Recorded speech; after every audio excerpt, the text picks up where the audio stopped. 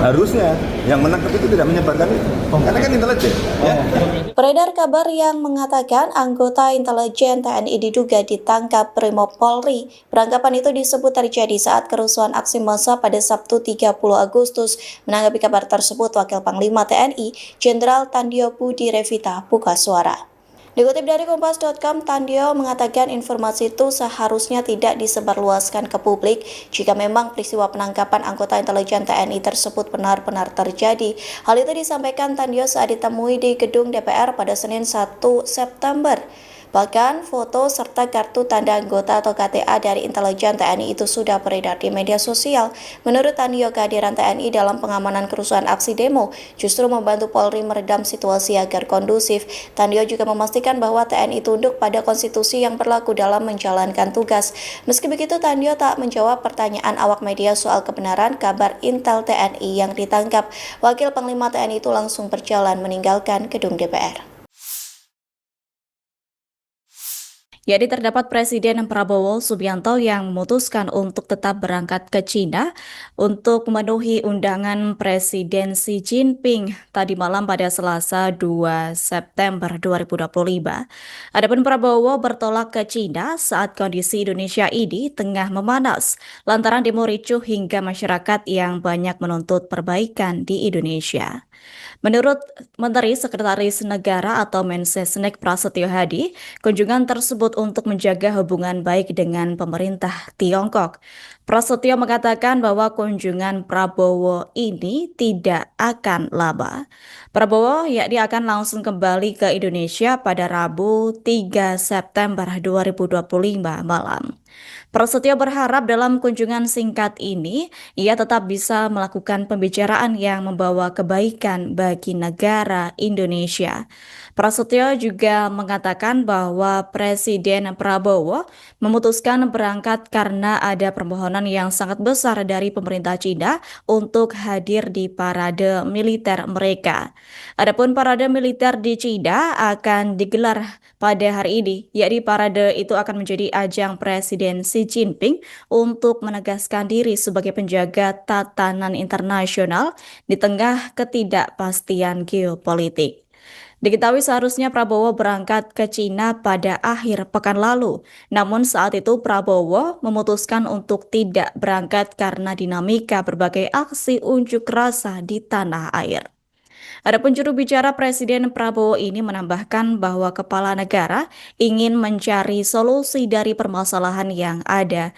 Jadi saat itu Prabowo pun menyampaikan permohonan maaf kepada pemerintah Cina karena tidak bisa memenuhi undangan. Diketahui setelah batal ke Cina, Prabowo menggelar sidang kabinet untuk membahas rentetan kericuhan di dalam negeri. Saat itu baru saja terjadi aksi penjarahan, pembakaran gedung hingga adanya korban tewas akibat aparat saat demo besar-besaran. Mantan Menteri Koordinator Bidang Politik dan Keamanan atau ex-Menko Polhukam Mahfud MD menilai gelombang demonstrasi dan kerusuhan yang menimbulkan korban jiwa tidak bisa dipandang sebagai persoalan terkait isu di DPR semata. Ia menyatakan aksi yang masif dan mengerikan itu dipicu oleh akumulasi berbagai persoalan yang belum terselesaikan. Atas hal itu, protes masyarakat bukan hanya karena joget dan bernyanyi di DPR dan tidak pula soal tunjangan rumah yang ramai dipersoalkan.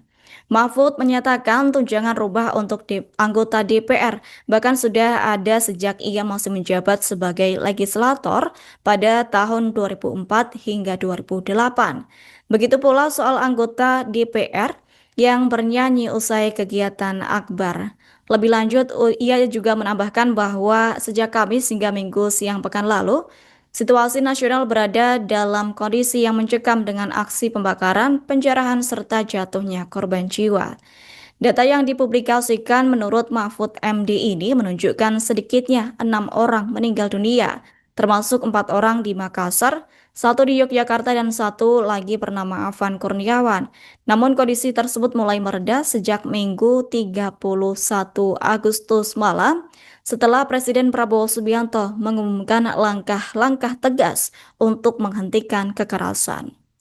Meski begitu, Tribuners Mahfud ini mengingatkan langkah tersebut baru sebatas meredakan gejolak, bukan menyelesaikan akar masalah. Menurut Mahfud, masalah utama yang memicu gelombang unjuk rasa 1 pekan terakhir belum dijawab oleh pemerintah. Menurutnya, faktor ekonomi menjadi salah satu pemicu utama keresahan publik.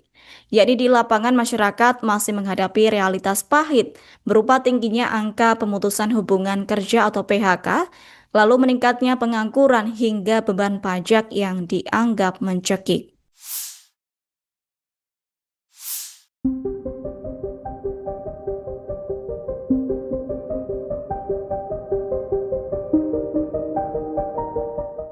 Ketua Umum PSI Kaisang Pangarep mengendus adanya upaya adu domba antara Presiden ke-7 Jokowi dengan Presiden Prabowo Subianto. Pernyataan itu disampaikan Kaisang saat merespon maraknya konten di media sosial yang dinilai berusaha membenturkan Jokowi dan Prabowo. Kaisang menegaskan bahwa narasi yang dibuat konten-konten tersebut merupakan hoaks dan menyesatkan. Menurut Kaisang, narasi tersebut dibuat untuk mengadu domba dan memecah belah pemimpin bangsa dengan masyarakat. Putra bungsu Jokowi itu menegaskan bahwa PSI konsisten mendukung penuh Prabowo. Ia kemudian mengingatkan dukungan tersebut sudah diputuskan sejak Kongres PSI 2025 beberapa bulan lalu.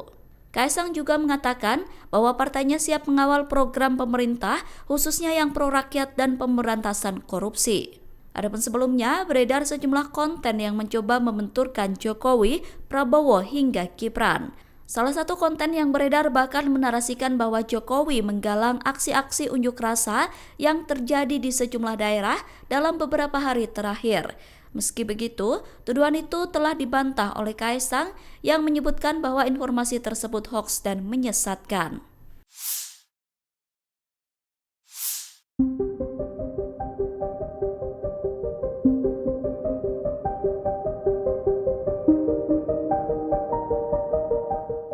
Sedang menjadi sorotan publik saat Wapres Gibran Rakabuming Raka bertemu dengan sejumlah perwakilan driver ojek online atau ojol di Istana Wakil Presiden pada Minggu 31 Agustus. Banyak pihak yang menyoroti kejanggalan pertemuan itu termasuk mantan Menpora Roy Suryo yang menyoroti saat seorang driver ojol menyebut kata taruna. Hal itu disampaikan Roy Suryo melalui channel YouTube Refli Harun Official yang tayang pada Senin 1 September. Roy menemukan sesuatu yang menarik dari pernyataan yang disampaikan salah satu perwakilan ojol. Perwakilan ojol itu menyebutkan kata taruna sebagai pengganti dari rekan-rekan ojolnya. Kemudian Roy Suryo menyoroti saat pejabat negara yang bersangkutan akan menyampaikan pernyataan setelah melakukan pertemuan resmi. Namun setelah pertemuan dengan driver ojol, Gibran justru tidak memberikan pernyataan ke publik. Sebaliknya, Roy Suryo menyoroti saat pihak yang mengaku driver ojol justru muncul dan memberikan pernyataan dari hasil pertemuan tersebut. Di satu sisi, driver ojol Arif dan Rizka Amelia memastikan bahwa mereka benar-benar driver ojol. Hal itu disampaikan keduanya seusai netizen menyoroti penampilan hingga sepatu mahal yang digunakan saat bertemu Gibran. Rizka mengatakan dirinya sudah menjadi driver ojol sejak 2016 lalu. Saat diundang Gibran, ia baru saja membuka aplikasinya untuk mendapatkan penumpang. Bapak Presiden Prabowo Subianto bertolak menuju ke Beijing, China untuk memenuhi undangan dari Presiden Xi Jinping yang sesungguhnya undangan tersebut mengharapkan kehadiran Bapak Presiden Prabowo dari tanggal 31, namun karena adanya dinamika di dalam negeri, maka kemudian Bapak Presiden Prabowo memutuskan untuk menunda keberangkatan. Dan dalam beberapa hari belakangan ini ada permohonan yang sangat dari pemerintah Tiongkok untuk dapatnya Bapak Presiden Prabowo Subianto menghadiri paling tidak di satu hari di acara peringatan 80 tahun dan di acara parade militer pemerintah Tiongkok. Namun demikian, Bapak Presiden di dalam mengambil keputusan tentu saja tetap mempertimbangkan segala sesuatu yang berkenaan dengan dinamika beberapa hari di tanah air, yang beliau menyampaikan ucapan terima kasih kepada seluruh masyarakat Indonesia, kepada seluruh jajaran aparat, baik aparat kepolisian maupun aparat TNI, kepada seluruh jajaran pemerintahan, baik tingkat pusat, kemudian kepala daerah, gubernur, bupati yang dengan cepat dapat saling bekerja sama, menciptakan rasa persatuan, rasa kerukunan, rasa perdamaian di antara sesama anak bangsa, sehingga dinamika yang terjadi beberapa hari belakangan ini dapat segera pulih dengan secepat-cepatnya. Satu hari ini juga beliau memonitor seluruh keadaan dan mendapatkan laporan dari seluruh jajaran terkait bahwa kehidupan masyarakat telah kembali berangsur pulih seperti sedia kala. Oleh karena itulah, demi menjaga hubungan baik dengan pemerintah Tiongkok, Bapak Presiden memutuskan untuk beliau berangkat malam ini, dan keesokan malam beliau sudah akan kembali ke tanah air. Saya kira demikian. Pihak kepolisian mengungkap peran sejumlah tersangka yang diduga menjadi pemicu demo ricuh dan anarkis di Jakarta pada 25 dan 28 Agustus. Menurut Kabid Humas Polda Metro Jaya, yaitu Kombes Ade Arisham Indradi, pada Selasa 2 September, ada 6 tersangka yang merupakan admin media sosial dengan peran berbeda-beda. Ada yang bertugas menyebarkan ajakan aksi anarkis hingga menyiarkan langsung saat demo ricuh. 6 tersangka itu diantaranya adalah Direktur Lokataru Del Pedro Marhaen, Staf Lokataru Muzaffar Salim alias MS, Syahdan Hussein alias SH, KA dan juga Viga alias FL. Del Pedro Marhaen yang merupakan admin akun Instagram Lokataru Foundation memiliki peran menyebarkan ajakan untuk ikut aksi kepada para pelajar. MS, admin akun BPP, diduga menyebarkan ajakan perusakan dengan cara berkolaborasi bersama akun lain. Kemudian ada SH, admin akun GM, dan KA, admin akun AMP, memiliki peran dalam menyebarkan konten provokatif dengan kolaborasi bersama sejumlah akun. Kemudian juga ada RAP yang merupakan admin akun RAP. Ia memiliki peran dalam membuat bom molotov sekaligus koordinator kurir molotov di lapangan. Kemudian terakhir ada FL, admin akun FG. Ia memiliki peran melakukan siaran langsung atau live dan juga mengajak para pelajar untuk turun ke jalan pada 25 Agustus. Menurut Ade, rata-rata tersangka melakukan aksi dengan tujuan untuk memancing masyarakat, khususnya para pelajar untuk bergabung menggeruduk gedung DPR MPR RI. Sebagian dari masyarakat yang sudah terprovokasi tersebut kemudian melakukan aksi anarkis berupa perusakan, pembakaran fasilitas umum hingga penjarahan. Adapun atas tindakannya, ke-6 tersangka dijerat pasal berlapis tentang ITE dan juga perlindungan anak. Perkaranya yang sedang disidik adalah berawal dari Satgas Gakum Anti Anarkis Polda Metro Jaya sedang melakukan monitoring terkait adanya aksi anarkis massa tanggal 25 Agustus dan 28 Agustus 2025 yang diketahui dari beberapa akun di media sosial ya, yang menyiarkan ajakan aksi anarkis, dan ada yang melakukan live melalui akun media sosial dengan inisial T, sehingga memancing masyarakat khususnya pelajar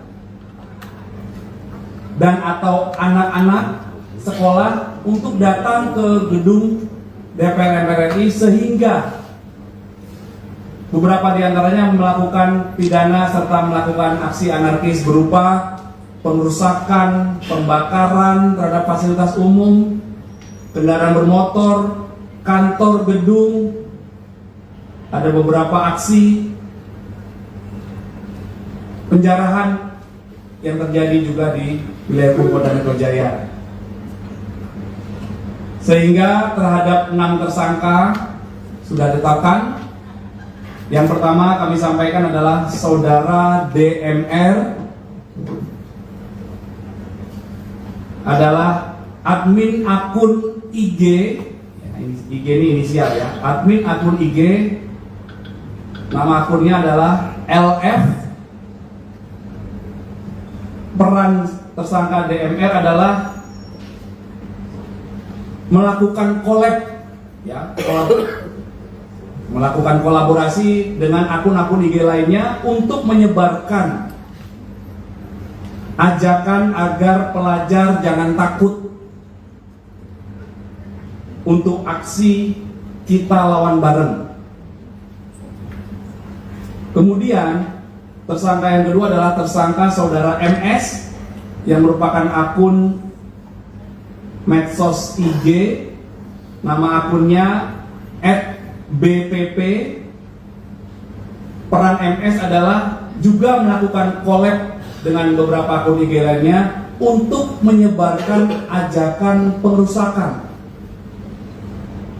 ya, @bpp. Kemudian yang ketiga adalah tersangka SH, itu adalah akun atau admin dari akun IG, nama akunnya @gm. Perannya adalah juga melakukan collab akun IG untuk menyebarkan ajakan pengerusakan. Kemudian tersangka yang keempat, KA, adalah seorang admin akun IG namanya AMP. Perannya juga melakukan collab akun IG untuk menyebarkan ajakan pengerusakan. Nanti dalam tahapan kedua penyampaian malam ini, penyidik akan menjelaskan secara rinci flyer-flyer yang ditemukan dari tahap awal penyelidikan. Nanti akan kami jelaskan lebih lanjut oleh penyidik, rekan-rekan ya. Kemudian tersangka yang kelima adalah RAP. RAP adalah admin akun IG @RAP. Perannya adalah tutorial pembuatan bom molotov dan juga melakukan atau berperan sebagai koordinator kurir-kurir bom molotov di lapangan dari akun IG-nya tersebut. Kemudian yang keenam adalah saudari FL, adalah admin akun medsos dengan inisial T, nama akunnya FG. Perannya adalah menyiarkan langsung atau live dan mengajak.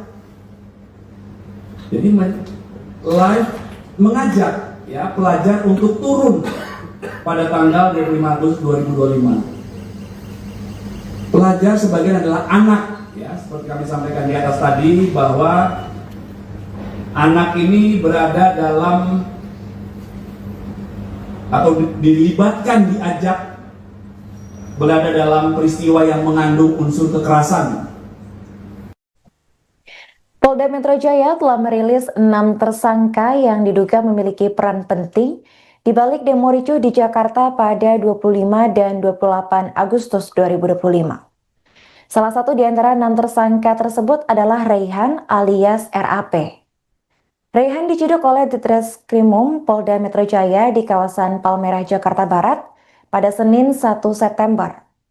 Menurut Kabid Humas Polda Metro Jaya pada Selasa 2 September, Raihan ini berperan menghasut massa dan mengunggah konten tutorial membuat bom molotov di akun Instagram pribadinya. Raihan juga turut menyebarkan tutorial tersebut ke dalam grup WhatsApp. Di kelompoknya sendiri, Raihan dijuluki sebagai profesor karena dicap pandai dalam membuat bom molotov. Selain itu, Raihan juga berperan sebagai koordinator atau kurir yang menentukan tempat-tempat menyembunyikan bom yang kemudian diambil oleh massa. Selain Raihan, ada 5 orang tersangka lainnya yang ditetapkan sebagai tersangka penghasut demo ricuh. Mereka adalah Direktur Lokataru Del Pedro Marhaen, Staf Lokataru Muzaffar Salim alias MS, Syahdan Hussein alias SH, KA, dan juga Viga alias FL. Adapun atas tindakannya, keenam tersangka dikenakan pasal berlapis tentang ITE dan juga perlindungan anak. Molotov itu di-share. Kemudian dari hasil penyelidikan, maka Satgas Gakum Aksi Anarkis telah menemukan dugaan peristiwa pidana tentang hasutan, kemudian mengajak anak, menyebar kabar bohong yang menimbulkan kerusuhan. Kemudian akun-akun yang intens mengajak para pelajar untuk melakukan anarkis tersebut. Ada juga yang mengajak membuat atau menjelaskan tata cara pembuatan bom molotov dengan iming-iming perbuatannya dilindungi hukumnya dan keamanan. Nah, itu yang di kanan itu. Ya, tutorial pembuatan bom molotov itu di-share juga oleh sebuah grup WAG oleh tersangka RAP dan melalui akun @r. Jadi ada juga beberapa pihak yang masih dilakukan pendalaman terkait memberikan iming-iming imbalan uang dengan rentang nominal Rp62.500 hingga Rp200.000 bagi anak-anak dan dewasa yang mau hadir melakukan aksi. Kemudian tahap selanjutnya yaitu penyidikan. Jadi meningkat dari awal penyelidikan, yaitu pendalaman terkait peristiwa apakah diduga ada peristiwa pidana. Setelah tahapan 8 meningkat ke penyidikan berbekal 4 alat bukti. Di antaranya ada keterangan saksi 22 orang, kemudian alat bukti surat, alat bukti petunjuk, ditambah keterangan ahli, maka penyidik memiliki keyakinan untuk menetapkan 6 orang tersangka yang sudah kami sebutkan tadi. Ya, dengan persangkaan pasal 160 KUHP dan atau pasal 87, junto pasal 76H, junto pasal 15 Undang-Undang Perlindungan Anak dan atau pasal 45A ayat 3 junto pasal 28 ayat 3 Undang-Undang ITE. Dengan ancaman pidana pasal 60 ancaman pidananya 6 tahun. Kemudian Undang-Undang Perlindungan Anak pasal ancaman pidananya 5 tahun. Kemudian Undang-Undang ITE ancaman pidananya 6 tahun.